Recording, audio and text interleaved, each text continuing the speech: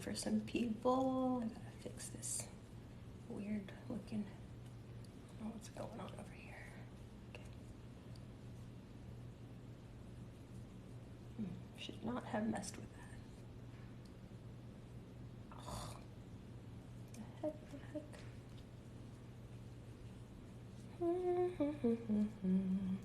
Welcome, happy Friday. Just tying this back real quick before we get started.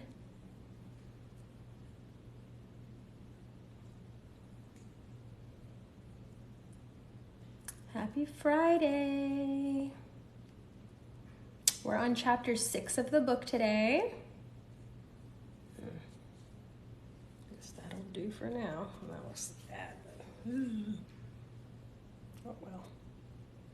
Maybe I'll kind of tie it like this. Okay, whatever, I'll do that. That's fine. Happy Friday, Irving. Just waiting. I'm actually on time today, and I was running late for the gym. So I'm pretty happy that I'm here with y'all. We're on chapter 6 of the book. All is wonderful, zero complaints. I'm alive and healthy, happy, healthy kiddos and family.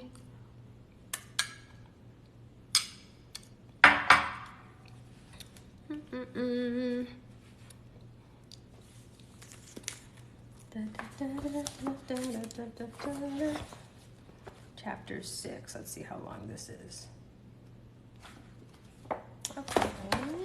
To the live reading, we are currently reading through Atomic Habits by James Clear. Atomic Habits by James Clear. If this is your first time, and if you ever do wish to catch up on the other live readings that we've had, I do post them and upload them on YouTube.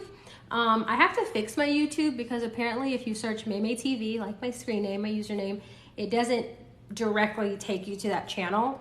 So I have to figure out how that works on YouTube because there's another Maymay TV on there. But like I said, if you do search it, you'll be able to find it. It's just not direct like I would wish it would be. But yeah, so we'll get started. We're on chapter 6. Monday through Friday, 10-ish a.m. I come on here and we read a chapter a day. And like I said, if you ever missed it and want to catch up or whatnot, just go to YouTube, search it up, Maymay TV, and you'll be able to find my face on there somewhere. I still got to fix it, like I said. So, without further ado, we will get started because I'm actually on time. Yeah, feel free to jump in, contribute to the conversation, discussion. If you have questions, I try to help. I try to make sure that I'm not just reading at y'all, but with y'all. You know, whether we agree or disagree, we can still be very civil and positive. Yes, sir, and welcome back. I did make it to the gym. I was running late because my son missed the school bus, which was weird because I was in the kitchen where I could see outside. I usually can see and hear the bus pass by. So I don't know how we missed that, but he did. I took him. I was this close to having the excuse to not go to the gym, but I'm trying to build the habit of going regularly. So even though it was a short session, it was really good. It was a good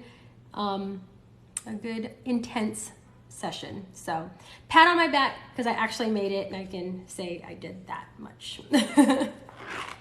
So chapter 6. Let me turn over. Motivation is overrated.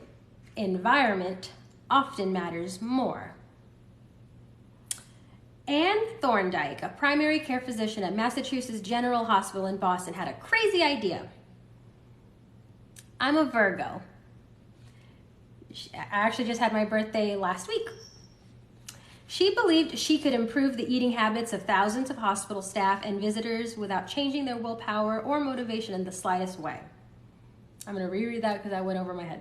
Let me see. She believed she could improve the eating habits of thousands of hospital staff and visitors without changing their willpower or motivation in the slightest way. In fact, she didn't plan on talking to them at all. And thank you. And thank you for joining in. Thorndike and her colleagues designed a 6-month study to alter the choice architecture of the hospital cafeteria.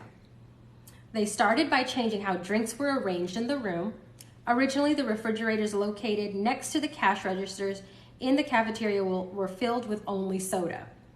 The researchers added water as an option to each one. Additionally, they placed baskets of bottled water next to the food stations throughout the room. Soda was still in the primary refrigerators, but water was now available at all drink stations. Over the next 3 months, the number of soda sales at the hospital dropped by 11.4%. Meanwhile, sales of bottled water increased by 25.8%. They made similar adjustments and saw similar results with the food in the cafeteria. Nobody has said a word to anyone eating that. So I guess they're doing a study without telling the subjects, and they're just pretty much changing or adjusting the layout of their items in the hospital. People often choose products not because of what they are, but because of where they are. If I walk into the kitchen and see a plate of cookies on the counter, I'll pick up half a dozen and start eating, even if I hadn't been thinking about them beforehand and didn't necessarily feel hungry. If the communal table at the office is always filled with donuts and bagels, it's going to be hard not to grab one every now and then. Your habits change depending on the room you are in and the cues in front of you. Environment is the invisible hand that shapes human behavior.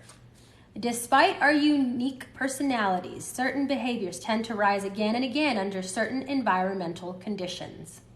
In church, people tend to talk in whispers. On a dark street, people act wary and guarded. In this way, the most common form of change is not internal, but external. We are changed by the world around us. Every habit is context dependent. Welcome, Dusty. Hey, Lorado, welcome. It's been a while, I haven't seen you. So every habit is context dependent. In 1936, psychologist Kurt Lewin wrote a simple equation that makes a powerful statement. Behavior is a function of the person in their environment. It didn't take long for Lewin's equation to be tested in business. Hey, Mr. August, welcome. It didn't take long for Lewin's equation to be tested in business. In 1952, the economist Hawkins Stern described a phenomenon he called suggestion impulse buying, which is triggered when a shopper sees a product for the first time and visualizes a need for it. In other words, customers will occasionally buy products not because they want them, but because of how they are presented to them. And I think we all have fallen victim to that, you know, at the end caps of the stores, and where you're at the register, they have all those candies and the little extra accessories and things, last minute items. Like, I know I throw in a few items just because they're just there, not because I thought about it, needed it, it wasn't on my list. But just the convenience of being it there, I will grab it. Oh, too sweet, Lorado. Like I said, it's been a while. I started getting back on my live. I've been consistent again starting last week. So Monday through Friday, I'm here almost. I've been pretty good at showing up at 10-ish a.m. For example, so we're talking about the convenience of items just being there, right? For example, items at eye level tend to be purchased more than those down near the floor. For this reason, you'll find expensive brand names featured in easy-to-reach locations on store shelves because they drive the most profit, while cheaper alternatives are tucked away in harder-to-reach spots. The same goes for end caps, like I was just saying, right? Which are the units at the end of aisles. End caps are money-making machines for retailers because they are obvious locations that encounter a lot of foot traffic. For example, 45% of Coca-Cola sales come specifically from end-of-the-aisle racks. The more obviously available a product or service is, the more likely you are to try it. People drink Bud Light because it's in every bar and visit Starbucks because it's on every corner. We like to think that we're in control. If we choose water over soda, we assume it's because we wanted to do so. The truth, however, is that many of the actions we take each day are shaped not by purposeful drive and choice, but by the most obvious option. Every living being has its own methods for sensing and understanding the world. Eagles have remarkable long-distance vision. Snakes can smell by tasting the air with their highly sensitive tongues. Sharks can detect small amounts of electricity and vibrations in the water because caused by nearby fish. Even bacteria have chemoreceptors, tiny sensory cells that allow them to detect toxic chemicals in their environment. In humans, perception is directed by the sensory nervous system. We perceive the world through sight, sound, smell, touch, and taste, but we also have other ways of sensing stimuli. Some are conscious, but many are non-conscious. For instance, you can notice when the temperature drops before a storm, or when the pain in your gut rises during a stomachache, or when you fall off balance while walking on rocky ground. Receptors in your body pick up on a wide range of internal stimuli, such as the amount of salt in your body, in your blood, or the need to drink when thirsty. The most powerful of all human sensory abilities, however, is vision. The human body has about 11 million sensory receptors. Approximately 10 million of those are dedicated to sight. Some experts estimate that half of the brain's resources are used on vision.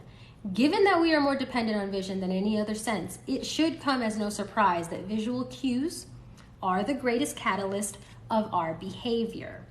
For this reason, a small change in what you see can lead to a big shift in what you do. As a result, you can imagine how important it is to live and work in environments that are filled with productive cues and devoid of unproductive ones.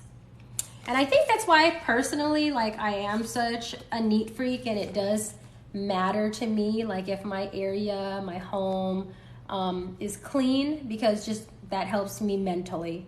When it comes to building habits, when something is set out, it just makes it easier to do. For me, doing this live session every day, I now have this dedicated seat here, this spot at the table. I have my tripod and the light and my notebook, the book, everything's just set out and just waiting for me. As opposed if it wasn't, I would probably make more excuses if I had to still do all the setting up. So, thankfully there is good news in this respect. You don't have to be the victim of your environment. You can also be the architect of it. So, if you're just joining, again, we're reading Atomic Habits by James Clear. We're on chapter 6. And welcome, Joe. My Friday is going very well. Even though I was running late to the gym because my son missed the school bus, it was all good because I still showed up, went to the gym, didn't make excuses, even though it was a 30-minute session, 25-30 minutes. It was a really good 25-30 minutes. And I was able to get here for our live session on time, which I've kind of been running late the past few days. But I've still been showing up regardless. So, a great Friday. And then later, after this live session, later in the day, I have a little photo shoot to do. So, that'll be fun. How to design your environment for success. During the energy crisis and oil embargo of the 1970s, Dutch researchers began to pay close attention to the country's energy usage. In one suburb near Amsterdam, they found that some homeowners used 30% less energy than their neighbors, despite the homes being of similar size and getting electricity for the same price. 30% less energy, okay? It turned out that the houses in this neighborhood were nearly identical except for one feature, the location of the electrical meter. Some had one in the basement, others had the electrical meter upstairs in the main hallway. As you may guess, the homes with the meters located in the main hallway used less electricity. When their energy use was obvious and easy to track, people changed their behavior. Every habit is initiated by a cue, and we are more likely to notice cues that stand out. Unfortunately, the environments where we live and work often make it easy not to do certain actions because there is no obvious cue to trigger the behavior. It's not easy. It's easy not to practice the guitar when it's tucked away in the closet. It's easy not to read a book when the bookshelf is in the corner of the guest room. It's easy not to take your vitamins when they are out of sight in the pantry. When the cues that spark a habit are subtle or hidden, they are easy to ignore. So one of the first laws when it comes to, building habits is to make it obvious. It's to make it easy. It's to make it clear. So in this case, they're saying if you're trying to, they're going in that route, at least in that direction, is that if you want a habit to be more likely to stick, then make it easy and obvious for yourself. Don't set yourself up for failure. So by comparison, creating obvious visual cues can draw your attention toward a desired habit. In the early 1990s, the cleaning staff at Schiphol Airport in Amsterdam installed a small sticker that looked like a fly near the center of each urinal. Apparently, when men stepped up to the urinals, they aimed for what they thought was a bug. The stickers improved their aim and significantly reduced spillage around the urinals. Further analysis determined that the stickers cut bathroom cleaning costs by 8% per year. I've experienced the power of obvious cues in my own life. I used to buy apples from the store, put them in the crisper in the bottom of the refrigerator, and forget all about them. By the time I remembered, the apples would have gone bad. I never saw them, so I never ate them. I would have to say I'm guilty of that when it comes to the refrigerator.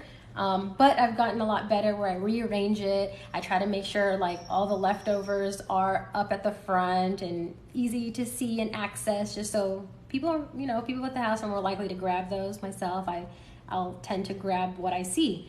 And that includes our produce and our, especially, fruits, vegetables in the refrigerator. When they're tucked away and just piled into a drawer, they will most likely go bad, right? So again, just make it easy for yourself. Eventually, I took my own advice and redesigned my environment. I bought a large display bowl and placed it in the middle of the kitchen counter. The next time I bought apples, that was where they went, out in the open where I could see them. Almost like magic, I began eating a few apples each day simply because they were obvious rather than out of sight. Here are a few ways you can redesign your environment and make the cues for your preferred habits more obvious. If you want to remember to take your medications each night, put your pill bottle directly next to the faucet in the bathroom counter. If you want to practice guitar more frequently, I want to practice the guitar. I want to learn how to play. Place your guitar stand in the middle of the living room. If you want to remember to send more thank you notes, keep a stack of stationery on your desk. If you want to drink more water, that's something I need to work on too. Fill up a few water bottles each morning and place them in common locations around the house. Thank you for the likes, Mark Motors, and for joining us. If you want to make a habit a big part of your life, make the cue a big part of your environment. The most persistent behaviors usually have the multiple cues. Consider how many different ways a smoker could be prompted to pull out a cigarette driving in the car, seeing a friend smoke, feeling stressed at work, and so on. So when it makes when they're talking about making cues obvious, so like I said, my example for myself was if I'm trying to do my TikTok live readings every morning, I have noticed that I'm more likely to do it because I have everything set up right at this dining room table. I pass by it every day. So around the morning time, I remember to do it, right? My husband, he's working on fitness and just incorporating little workouts in his day. So there is a set of dumbbells in the bathroom because for him, it's easier to do it around the shower time. So before hopping in the shower or after hitting the shower, the dumbbells are there, he could see it. It's not like he has to remember, oh, I need to work out. Let me go dig out these dumbbells in the garage under a bunch of you're not gonna wanna do that, right? Building a habit's already a challenge. So just make it as easy for yourself as possible. Put it around, whatever you're trying to do, put it around you where it's easily accessible. Let's see. The same strategy, Okay, the same strategy can be employed for good habits. By sprinkling triggers around throughout your surroundings, you increase the odds that you'll think about your habit throughout the day.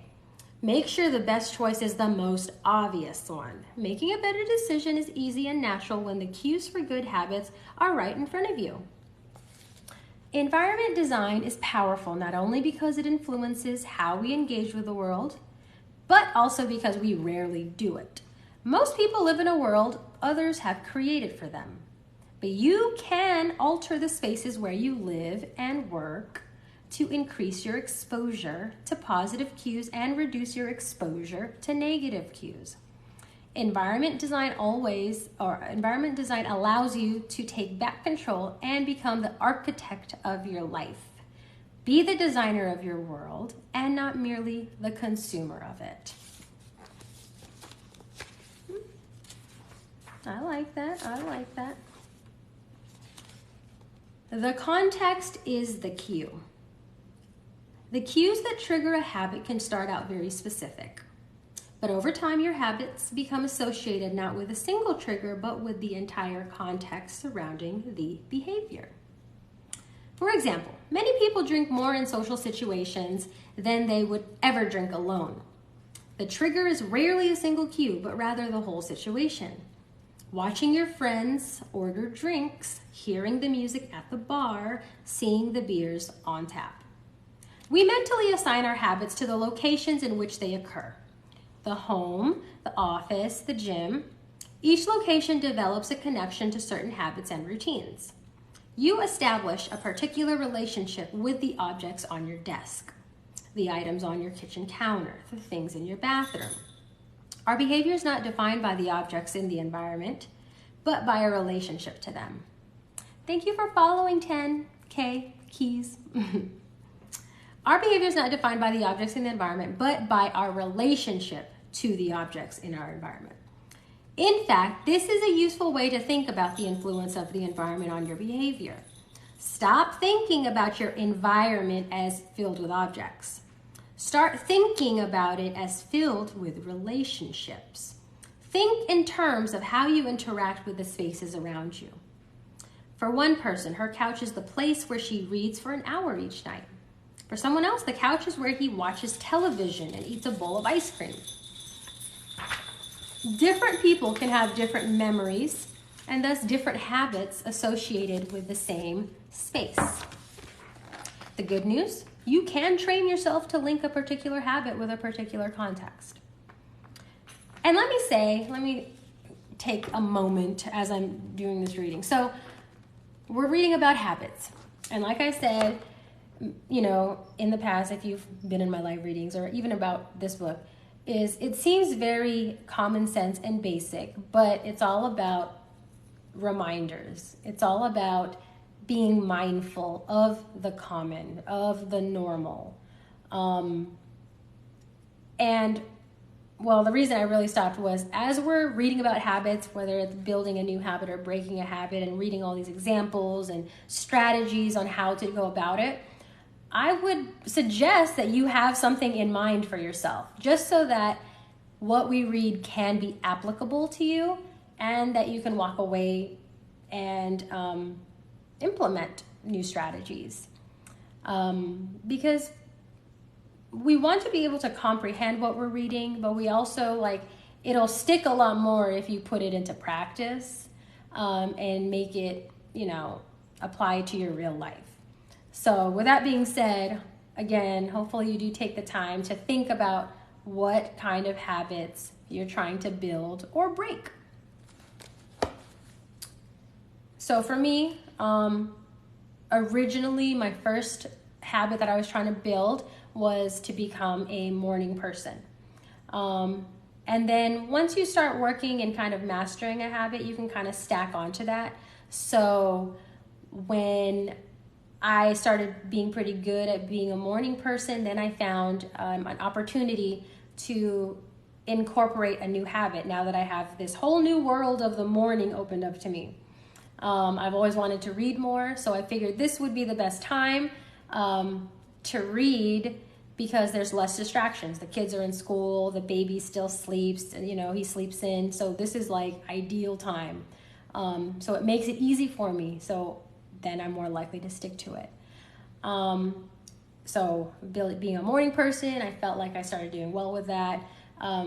Daily reading, I feel like I'm doing well with that.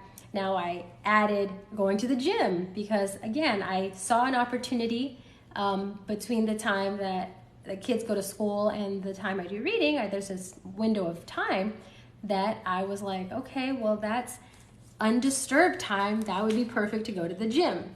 So now I got that going on. But all to say that it's cool that building habits is not meant to create a rigid, boring life, but rather an efficient life. Now I feel pretty productive and pretty proud that by noon I could be done with a ton of things, and now the rest of my day is open. So again, it's just about being mindful so that as you're reading or listening, you have something to apply it to for yourself, so that even this time and listening can be worth it for you.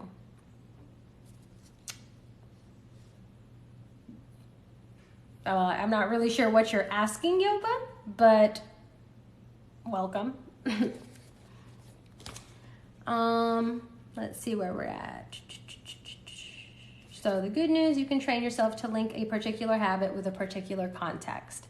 Thank you for following Epidemic. In one study, scientists instructed insomniacs to get into bed only when they were tired. If they couldn't fall asleep, they were told to sit in a different room until they became sleepy. Over time, subjects began to associate the context of their bed with the action of sleeping, and it became easier to quickly fall asleep when they climbed in bed. Good morning, Army Vet. And all became easier to quickly fall asleep when they climbed in bed. Their brains learned that sleeping, not browsing on their phones, not watching television, not staring at the clock, was the only action that happened in that room. Oh, Yoba, let's see.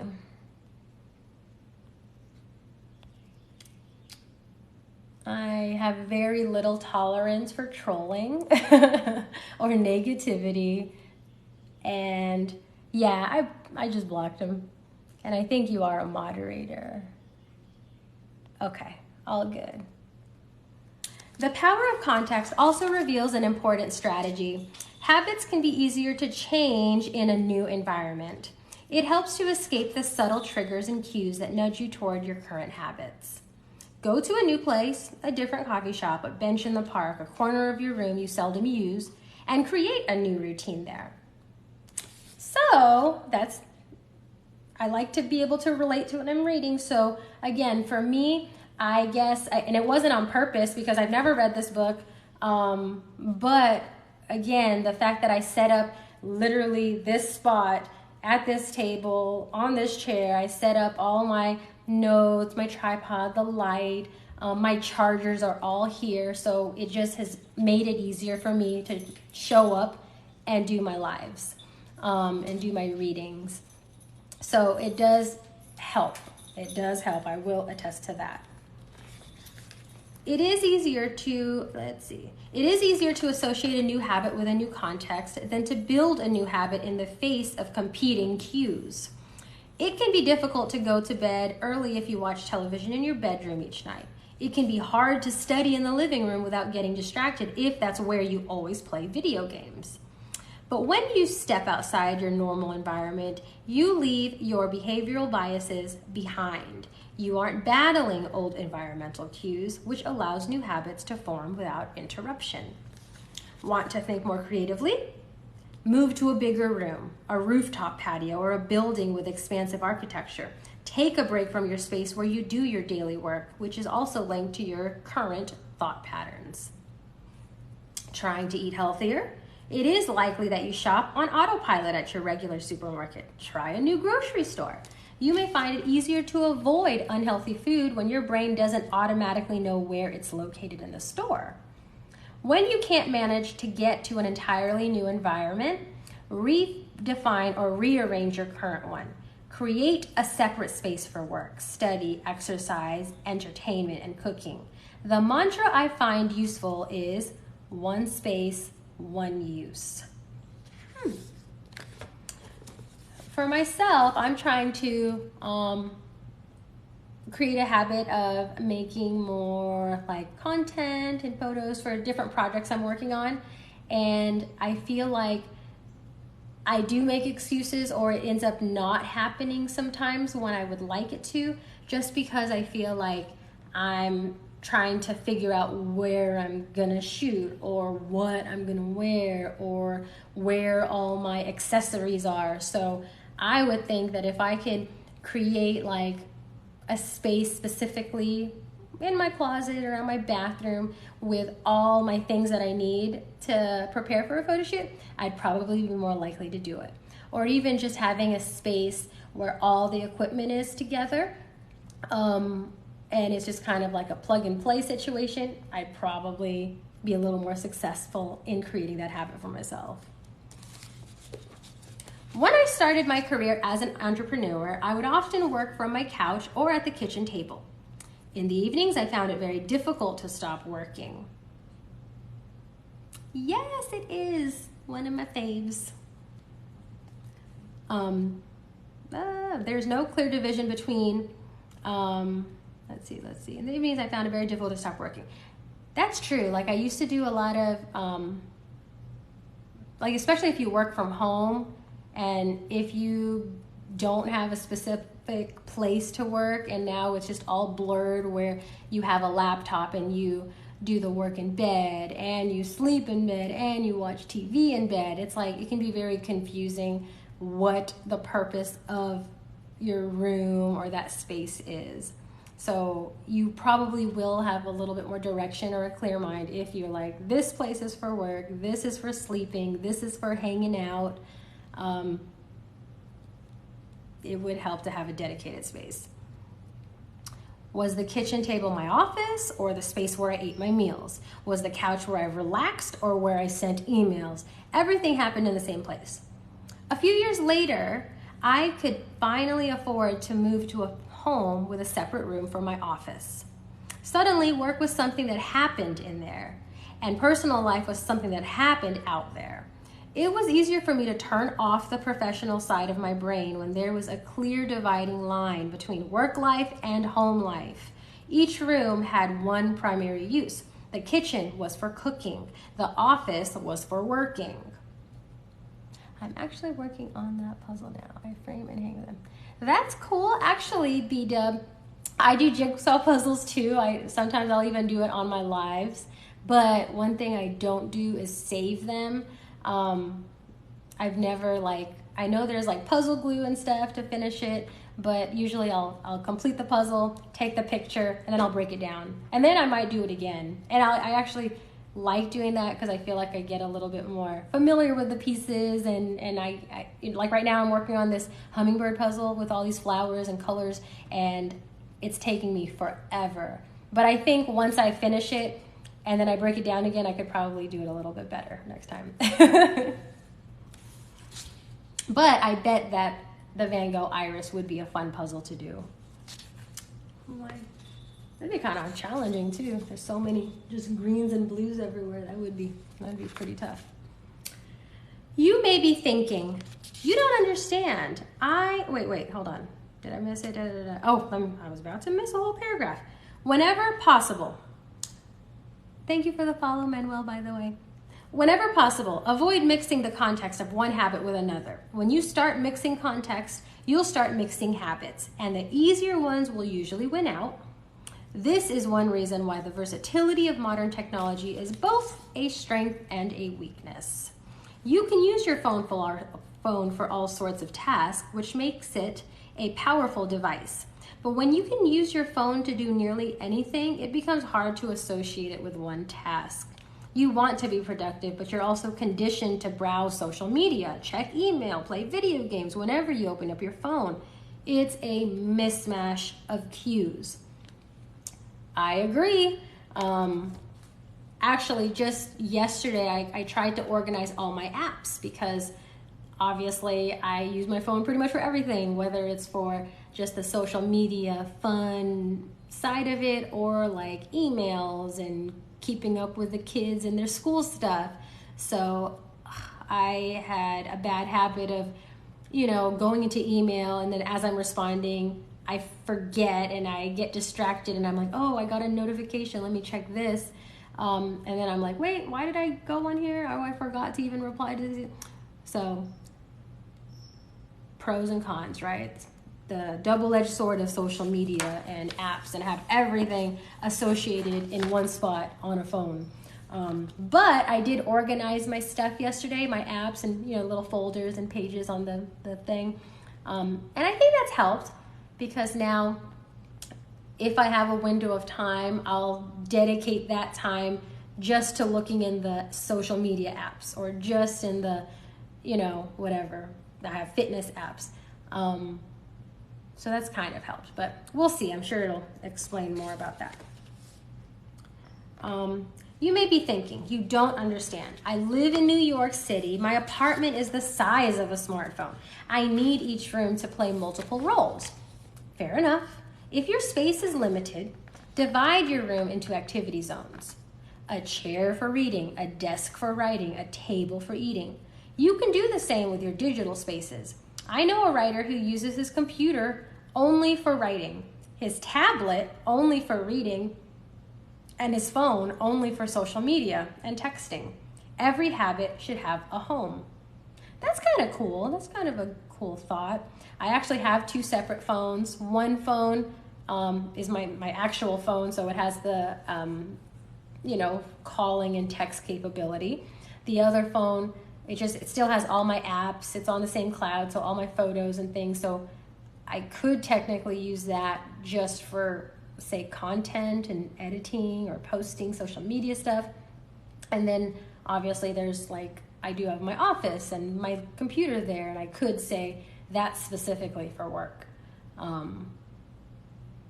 So again, the convenience of everything on a phone, it's double-edged sword. It's good because it's convenient in one spot, but it's also very, very bad because everything's in one spot, so it can be distracting. If you can manage to stick with this strategy, each context will become associated with a particular habit and mode of thought.